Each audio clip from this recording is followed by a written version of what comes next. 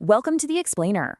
I am so incredibly excited to guide you through this fascinating journey all about reclaiming our night sky from light pollution. We live in this age of just incredible illumination. We can literally turn night into day with a simple flip of a switch. But as we're about to see, we've lost something pretty profound in the process. And understanding exactly what we've lost, well, that's the very first step to getting it back. So let me start off by asking you a really simple question, but one that might actually be a bit harder to answer than you'd think. When was the last time you saw the Milky Way with your naked eye? Actually, if you have to pause and think about it for a second, you are definitely not alone. Because for most of us, especially those of us living in cities and suburbs, the stars have just quietly vanished. They're completely hidden behind this pervasive, glowing veil of our own making. All right, here's our roadmap for today. 1. The loss of the natural night. 2. Consequences for man and animal. 3. Measures and new laws. 4. Germany's dark oasis. And 5. Your shooting star highlights for 2025. Okay, jumping right into section 1, loss of the natural night and the disappearance of darkness. Now, the culprit here isn't just that one annoyingly bright street lamp right outside your bedroom window. It's actually a massive dome of scattered light that we call sky glow. See, when artificial light is poorly aimed and shoots up into the sky, it hits all the moisture, dust, and aerosols hanging out in the atmosphere, and it bounces off them like millions of tiny mirrors, a process called me-scattering. Basically, it creates this diffuse, glowing canopy over our cities that just completely washes out the darkness of space. And to put that into perspective, we use something called the Bortle scale. So think about a major city right now, like Munich. Because of all that sky glow, your naked eye is probably only going to see maybe 500 stars, and that's if you're lucky. But if you take a trip out to a true dark sky park, your eyes can suddenly pick up upwards of 6,000 stars. I mean, it's the exact same sky overhead, but the contrast in what we're actually allowed to see is just absolutely incredible. And let's look at the sheer scale of this. 80%. That is the percentage of the entire global population that is currently affected by light pollution. But get this, if you live in Europe or the United States, that number skyrockets to over 99%.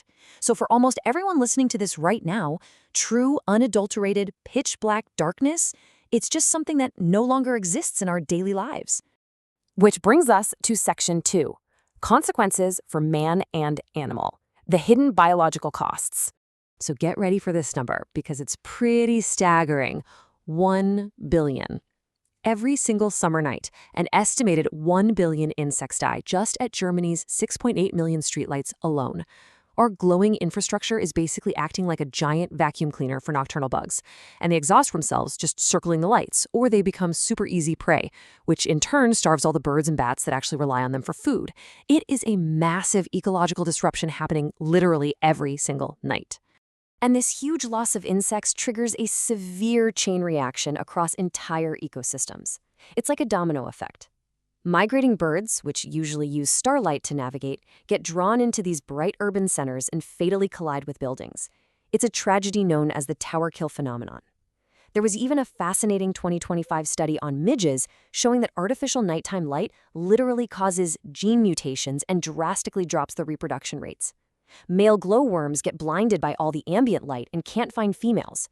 And honestly, even the trees are suffering.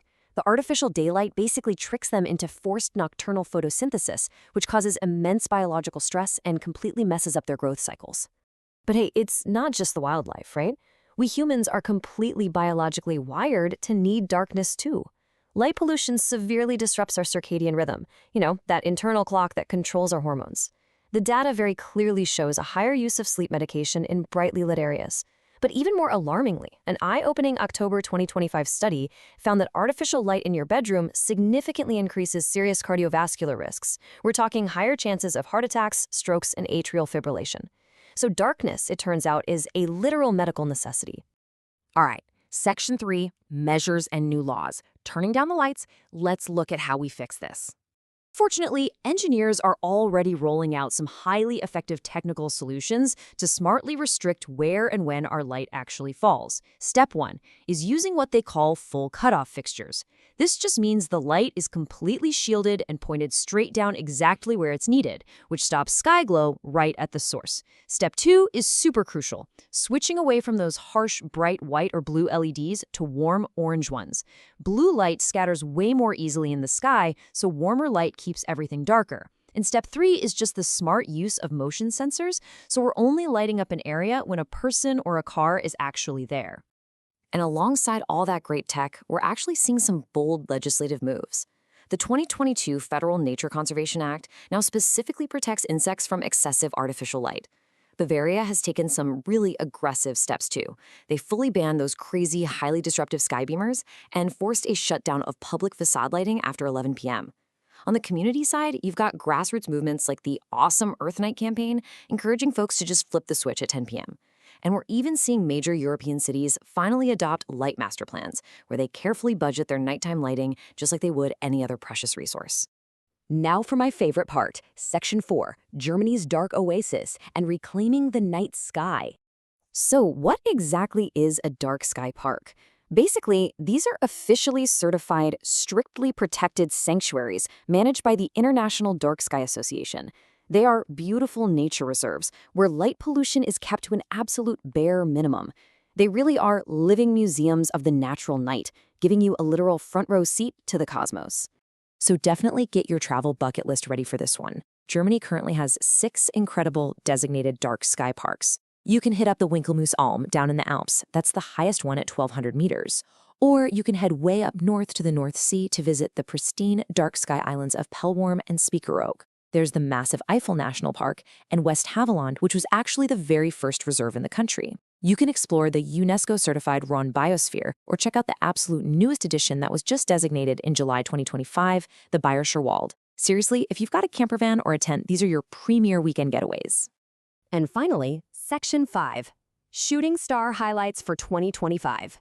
Your personal calendar for the cosmos. Make sure to mark these 2025 meteor shower dates down. On August 13th, look to the northeast right before dawn to catch the peak of the famous Perseids. On October 8th, the Draconids peak, though fair warning on this one, it unfortunately lines up with a bright full moon, so visibility is going to be pretty tough. The Orionids peak on October 21st, which is best viewed after 11 p.m. looking east. And finally, the Leonids are going to put on a spectacular show peaking between November 17th and 18th in the early morning hours.